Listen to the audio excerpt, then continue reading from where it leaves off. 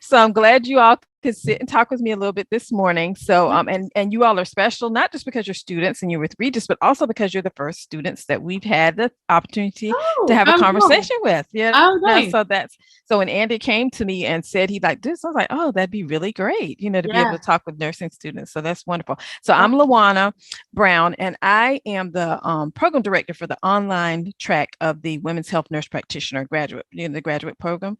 And yeah. so that's what I do for Regis. And these conversations started kind of in the beginning of the semester and have kind of grown into something really nice to be able to talk to nursing leaders, nurses, and now nursing students to get some good perspectives on things that are going on in the profession.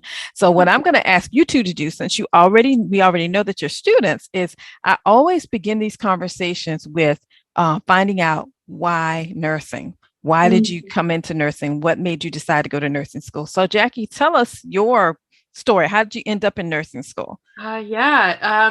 So yeah, my name's Jackie Gorman. Mhm. I actually graduate in like a couple days. Oh, Once the wow. community Amazing. final, I'm done. Yeah. Amazing. I actually work in labor and delivery right now, which is not where I expected. I guess nursing has been this whimsical, like, I'm glad I did it. My mom had breast cancer when I was in high school, and that kind of like evolved a conversation about greater health between me and my family. And even though I did a degree in environmental science and or environmental studies and communications in my original degree, it was always the theme was always about tracking health and educating about health. And I at that point I wasn't really confident about my ability to participate in nursing school because everybody complained about it. But now Mhm. that I've done it, I'm like, I understand it. I understand how hard it can be, but Mhm. at the same time, there's no greater definition of how to care for someone than just saying I'm a nurse. And it's Mhm. just this very broad-based education on how to care for someone. And of course, after we graduate, there's that specialty track that most people choose over time. But Mhm. it's interesting. Yeah, it's been a calling over time, but I'm glad I did it. I've done other, paths, but this seems to be the best fit That's professionally. amazing. So, how did you Yeah, end up in labor and delivery? And I asked because I am a 10-year, I did labor and delivery in the hospital for 10 years on night shift as I well. saw that. Okay, so I'm just about to start night shift. Hmm. Yeah. Oh, yeah. Yeah. So I did my rotation in maternity, and as soon as I saw the unit, I was like, this is exactly where I'm supposed to be. Hmm.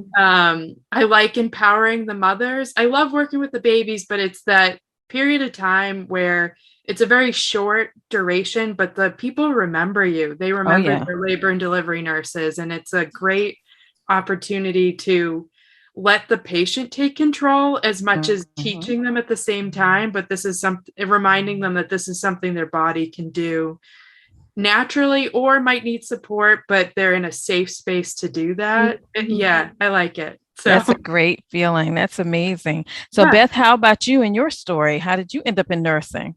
Yeah, so I actually Jack and I were just talking. I graduated from my with my first degree almost 10 years ago, which is crazy. It was in marketing and French. Um, really nothing to do with nursing at all. And I was working for a nonprofit. I got pregnant with my husband and I, our first child, about 3 years ago, and she was actually born at 27 weeks due to a Mm. placental abruption. And so it was Wow. a really traumatic experience, labor wise. And then she was in the NICU for 7 weeks before she actually passed away. Oh, And wow. so her name is Stella, and we still really love talking about her, and she's a huge part of our family still. But that experience being in the NICU every single day, seeing the nurses care for us, like care for Stella and also care for my husband and I and our families just so well, just really opened my eyes to this profession that does care so holistically. And after we lost our daughter, I was ready for something completely and totally new. And getting the prereqs and going to nursing school was a really, I think, great way for me to channel the energy that came even with grief, and to put her life even in I'm excited to be able to be a support for families as they walk through something that's hard. So, because I know what it feels like. And that's amazing. That's such a great perspective, Beth, because when you've been on both sides of the bed, you have so much of a different feel. I'm so glad, even in myself, that I didn't get to labor and delivery nursing until I had babies, because it really just made it feel so much different, being able to identify. And then in your case, Stella gave you the gift of being able to identify with moms and dads who may be in similar situations and have that connection that they will need that other nurses don't have. So it's so beautiful that she'll be able to help you do this. I love that. I love that aspect of it. So, with nursing, the thing that connected us was, of course, Andy reaching out to you all because of an initiative that you all have been working on in nursing. So Jackie, tell us a little bit about how you all first heard about this initiative and how it's kind of evolved a little bit. Sure. Yeah. So it was just an email, we get many emails these days, but it was an email from AWAN. I'm sure you obviously know what AWAN is. And it's an initiative with AWAN and the ANA as students that were more interested in maternal health, labor and delivery. They wanted to include 40 students nationally to be a part of this initiative to do education like we do as nurses on evidence-based practice, and then turning that education into further education to a variety of sources, either patients or within the organization itself, AWAN, or, within our university itself. But just discussing on some of the things that we have learned. And it's actually an extension of the CDC's Project First Line, which does a lot of education in a series of about 21 different YouTube videos that are very, they're very easy to take the information in, but it breaks down what is a virus and what do we understand about COVID-19. And but what I got from initially and have learned as I've gone through the information is that, infection control is infection control, and it breaks apart some of the interventions that we do and why we do it. Sometimes we do these things and we forget why we're doing them in the first place, or putting on gloves, or, why do we put on goggles if it's a respiratory infection, and I think we've seen information escalate in so many different directions over the past year and a half, 2 years around infection and how the public understands that. And there's gaps in the education of that. There's gaps even in hospital practice, but I know we're always working towards quality improvement. So I'm just glad to be a part of the conversation. It's a good tone to have as students and learning about what that role is as nurses going forward. That's great. So now, Beth, for you, did you find a connection with this project talking about infection control that kind of pulled back to some of the experiences you had in the hospital? Because I'll have to say, for a nurse, when you hear placental abruption in labor and delivery, this is the thing, it's one of those things that you hear and you can hear it anywhere. And that this is an emergency and it brings a whole different set of things to the forefront. But did infection control did this kind of pull back any of the things that may have happened with that and along with Stella's birth? Oh yeah, big time. When I saw this initiative, I was like, oh gosh, because Stella actually, she passed away due to meningitis.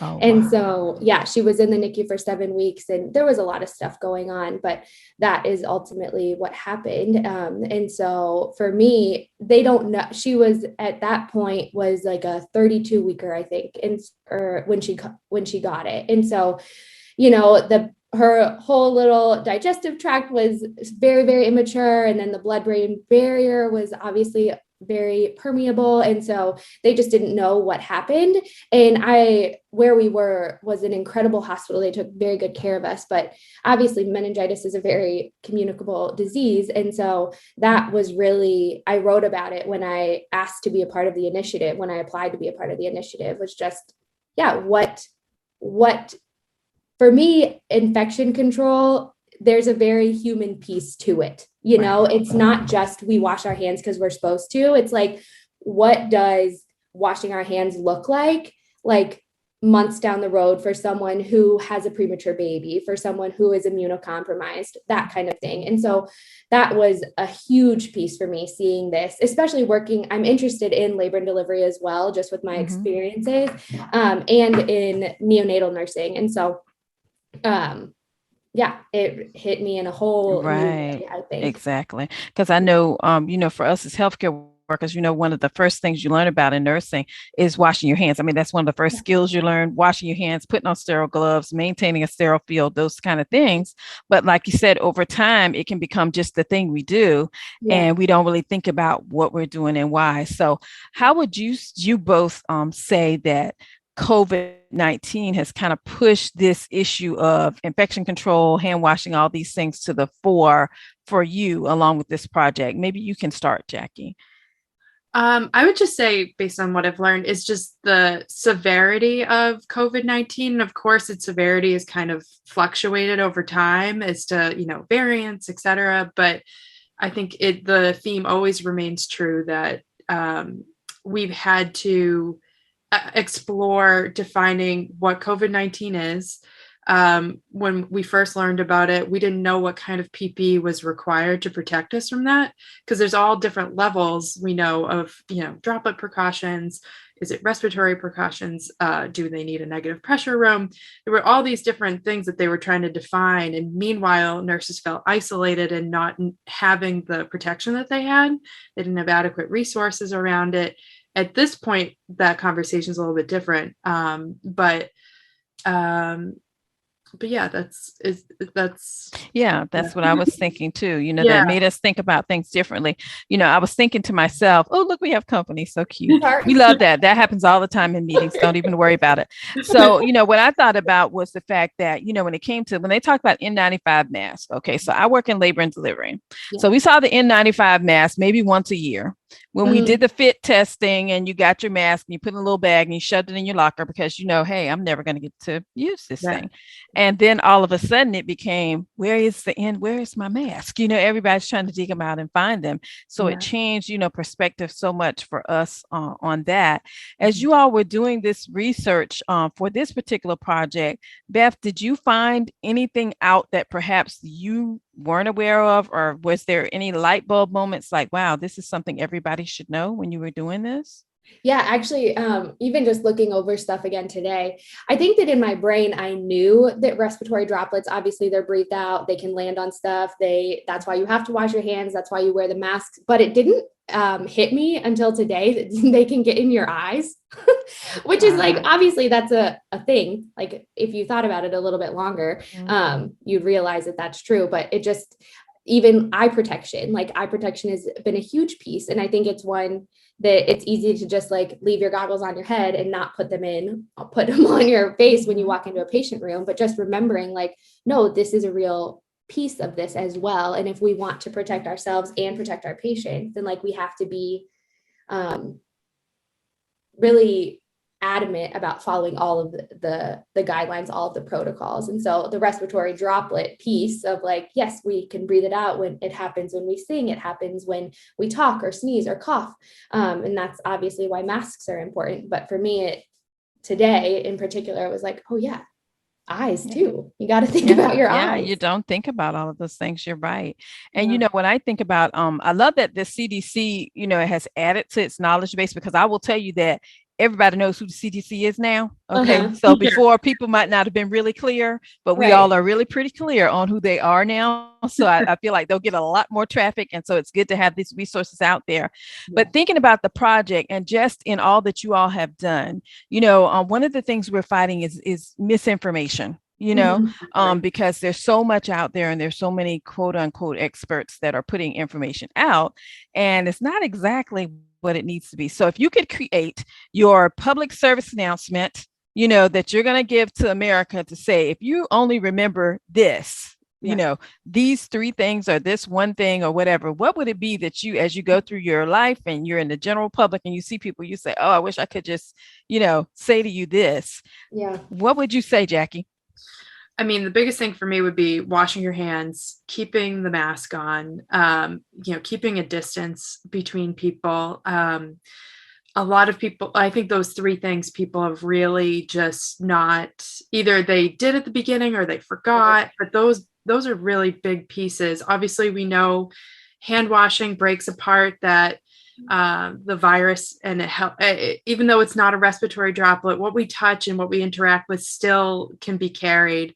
I thought this, just a side note of what we learned, I was reviewing it today, of double gloving. I've never realized it. I've never double gloved in my life on the floor. I haven't seen it in practice, but it probably does occur, where people think, oh, I'm saving time. I have a clean glove. I'll just take that one off and then go to the next patient. When in fact, between putting gloves on and then taking them off, you should be washing your hands before and after, instead of infecting the box when you go inside. And so just reminding them of the basics. Yep. Keeping the mask on, the distance, the washing your hands, like this is all very basic. And well, that was a public service announcement that we need to be running, for people to see. Exactly. How about you, Beth? What would you highlight? And not just for the public in general, but even for healthcare workers. Yeah. I think that for me, at least, I'm definitely like feeling the COVID-19 fatigue of like, okay, I'm ready to be done. Like, I don't want to wear the mask anymore. I don't want to, do all the things. But I think that number one, we obviously still need to, and it's important. And you just don't know when you're walking, like when you're walking through Target or you're in the grocery store, you don't know like who you're walking past. You don't know who you might be exposing if you're not being careful. And I think that's something that has stuck with me. Like, even going through grief, people had no idea looking at me what my husband and I had just walked through. And like, we don't know like whose mom has breast cancer or who is immunocompromised. And so just trying to think outside yourself, like get vaccinated, wear the mask, be physically distant, and also really try to, just not be selfish as you are walking through life these days. Like, we don't know what people have walked through this past year. And I think that caring for another person is like, we can do that well in very simple things like wearing a mask and washing our hands. And so that feels a lot more motivating to me than just like, oh yeah, we still need to wash our hands. Like, we still need to wear a mask. Like, okay, let's think like, what are other people walking through and how can I care well for them? Yeah. And I think that's so, great. I love that because it carries the sense of caring for your neighbor, and the sisters that founded Regis, that was a part of their, principles and morals, was care of the dear neighbor. And I think COVID has made us realize that really your neighbor is everybody. Yes. And it's not just the people that live next door. It's the people in Target. It's the people at the gas station. It's the people at work. It's your patient.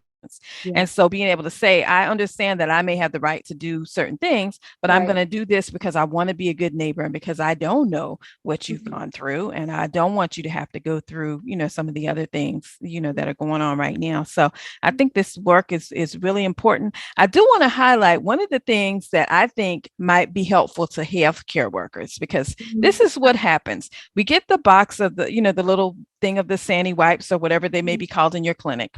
And so take one out, you wipe the thing, you put something else on top of it right quick. So can you all speak a little bit to cleaning something versus disinfecting something? Because I feel like sometimes in healthcare, we're so in a rush to turn over that room or that, area that we don't really think about, what that implies. Beth, what would your thoughts be on that? Yeah, for sure. So cleaning, this is something that, again, was just like, oh yeah, very simple, but super important. Like, before you disinfect something, you need to clean it. And so that just means like wiping up the spill, wiping up, like getting the gunk and dirt and like all of that stuff off. All of the debris, I suppose, is cleaning, removing that before you can actually disinfect. And because if you don't clean something before you disinfect, you might miss stuff. It might be buried underneath something. And so, the cleaning aspect, like getting that extra stuff off first before you disinfect. You can clean and disinfect sometimes in the same step, but you can never disinfect before you clean. if that makes sense. And so in healthcare, yeah, a lot of the extra gunk and debris is like bodily fluids, blood, vomit, sputum, not fun stuff. You need to get that stuff off so that you can actually kill the germs that might be lingering underneath. So exactly. That makes perfect sense. And Jackie, tell me a little bit. I know you know, especially about this because in labor and delivery, we get a lot of the gunk. We have the deliveries where I've had deliveries where there was blood on the ceiling, y'all. I'm just going to say, you know, I'm not saying it to scare people. I'm just saying, you know, when the pushing and stuff happens, things just kind of fly. And I will tell you all that I have gotten a big dose of, and this highlights the fact of wearing your shield doing a delivery, holding the patient's legs up, and the physician screams my name, and before I can turn up over the leg comes huge gush of amniotic fluid all the way down here, all down the front of my clothes, and I'm like, okay. So especially in your area, what are some things that you can think about as you're working in labor and delivery and in units like that, Jackie, when you think about cleaning and disinfecting? Yeah. So as right now, while I wait for my RN to sit for the boards, I work as a student nurse assistant. So I'm assisting in multiple rooms, but I also help turn these rooms over to make them available for either, you know, moving a patient, et cetera. So I have a good relationship with the environmental services, and for people that don't work in healthcare, you actually have a great relationship with the people that help you clean the rooms, et cetera. And I work with this woman that is so concise and so accurate with her work. And I really appreciate working with her because I know that when the room is clean, it's very clean. And so, but then we go through again and make sure everything is you know, we do another like once or twice over before we'd even involve a patient going in the room. But yeah, I have seen the splatter everywhere, and it really does make you think about how can I be protected? Because beyond COVID-19, which is more invisible as to how you're taking something on, it's not that invisible when you're flashed with amniotic fluid. Yes, you're right. You're right. And you wonder what's in that. You know, we work with a very a huge variety of different patients, backgrounds, especially infection backgrounds. You know, this person could have a variety of hepatitis that's been in their history, et cetera. And, you know, you put yourself at risk with, you know, you have multiple mucous membranes that are accessible, like you're right there with the patient. As empowering of an experience as it is to be with the patient, you really do have to protect yourself. And even injuries too. I mean, that's not really what this conversation is about, but it's a lot to hold someone's yes, leg. it is. It is, and especially when they're pushing with the leg, and you're like, oh no, pushing your butt, don't push the leg because you're pushing, you know, away. So it really can sometimes feel like you've labored when you're laboring the patient. We come out and I'm like, I'm sore because we pushed, you know. So yeah, it does have an effect on the body. But I do think that COVID-19 has really highlighted for us as nurses in patient care settings that we have to think more too about what am I taking home, because never before have I thought that I might take something home that might harm my family. I mean, cold flu season, you might think a little bit, but this was completely different. So, so, you know, one thing I want to do as we round out our conversation is talk a little bit more. I know that since you're both students, I have to ask this. Now, going into nursing school, you know, we have a lot of people that may be watching this that are thinking about it or are applicants, or they're going in and they're going to be in nursing school, maybe working, families, all of that. What was something that you wish someone had told you before nursing school that you learned during this time that has served you well as you try to, you know, complete your degree? Are there any pointers that you could say, hey, I think if I could have done this, it would have made it easier? Because sometimes students, they can take that a lot more from someone that's still in school, you know? I can say that I feel like when people talk about nursing school, they talk about it not like it's a great feat. Like they talk about it in a negative context, like, oh wow, that was the hardest 16 months, hardest 4 years of my life, et cetera, et cetera. It is possible to find work life, family life balance, but I think it takes a certain amount of boundaries. And I did feel very safe being a student during a pandemic. Regis did a lot of work to make sure that we were protected and that we were not exposed. So if there's someone that's worried about that, Yeah. There's a lot of people working behind the scenes to make sure that you're going to be okay. Yeah. So I would tell someone if they were on the fence, like, don't let those things get in the way. You will figure it out. There's a huge support system available for you as soon as you're accepted and you're in the flow of it. That's So great to know. What about you, Beth? I think that I think I resonate going into nursing school. I was like, gosh, how is this going to happen? Like, I was working part-time at the time and I was like really excited to do nursing school, but kind of overwhelmed at like the way that people talked about it. But I think the boundaries piece and like taking time for yourself and for your family, like, yes, it's a lot of work and you will definitely have moments of overwhelm for sure. But I think that it's important to take time to be like, you know what, I'm just not going to think about nursing today. And that's okay and healthy too. And so I would say that like there is space for it, even within nursing school. Like, yeah. And it's important to do to have that work-life balance and to maintain it and to really fight for it. It's easy to just kind of be submerged in it, but to fight for like, no, I'm going to come up for a breath and I'm not going to think about school today. That has served me well, at least. That's great. And I love that you all bring this forward because, I think that when we talk about nursing school, about how hard it is and how horrible it is and all those things, we are talking about it. We finished it and we want to have this feeling of, yes, I came all of that craziness and all of those hard classes and all that. And I won. But what we don't think about is the people on the other end that are hearing that it's so horrible and what it may sound like to them, Yeah, exactly. So I like that you all bring that perspective in. So we need to kind of reframe that conversation. I think about it like, years ago, one of the doctors that took care of me when I had my first child, he made the comment because, during my labor, my mother and mother-in-law were both there. I love them both, but I don't recommend that just because they were telling me all the horror stories about, oh, when I had my baby, and it was so horrible and the pain and this and that. I'm in labor.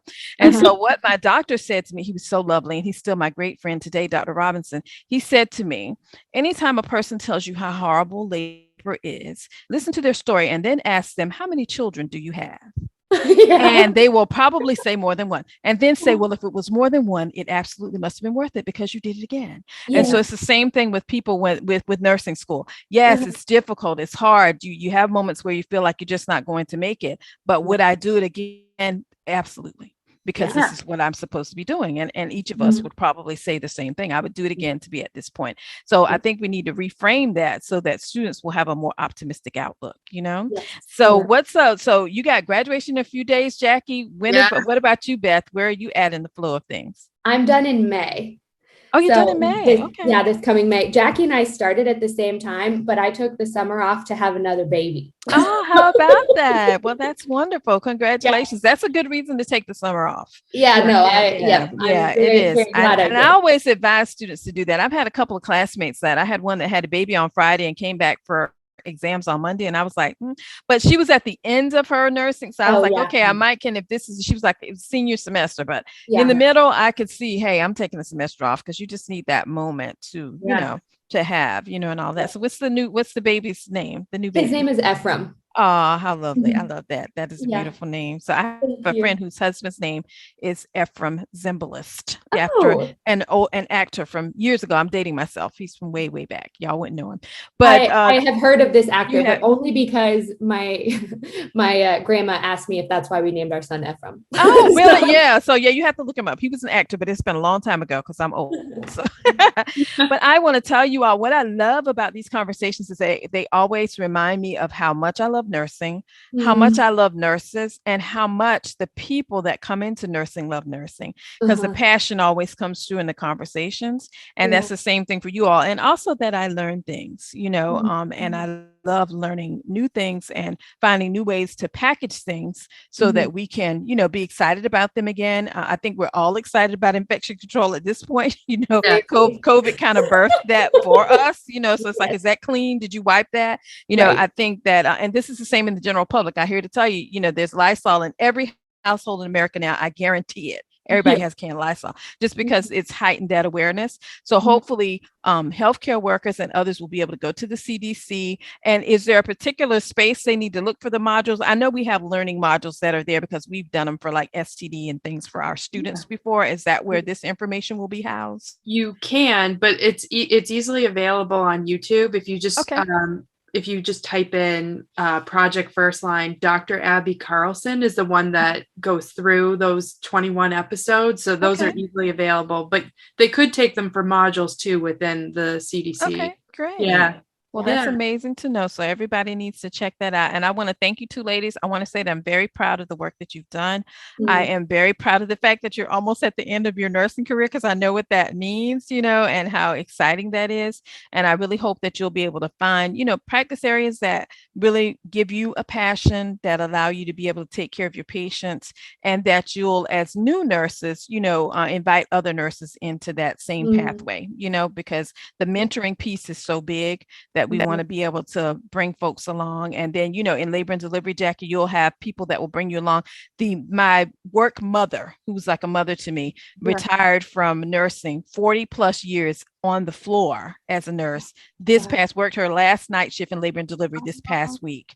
And so we'll be celebrating her retirement. But my thought was that when I went in, she was this person that kind of mentored you and said, listen, this is what you need to do, this, because there's things we can't tell you in the books that you learn through these wonderful people. So I know that as you all grow, you'll be able to do the same thing with new nurses. And that's what gives me hope when I look to the future of nursing. So thank you guys so much. Get those exams done so that we can all go home for a little bit, because I need a break over here. Yeah, exactly. I love it, but I need a break, and I know you all do too. But enjoy your time and enjoy your career. And please do reach out and let me know if you have other things that are going on. My email address will stay the same. I think Regis is going to keep me around for a little bit. I'm going to try to stick around. So please send me emails if you have things on topics that you think might be good to talk about for nurses or for nursing students. We would love to be able to, put those forward in a format like this so that the students can really benefit from it. Okay. Great. All right. Take care.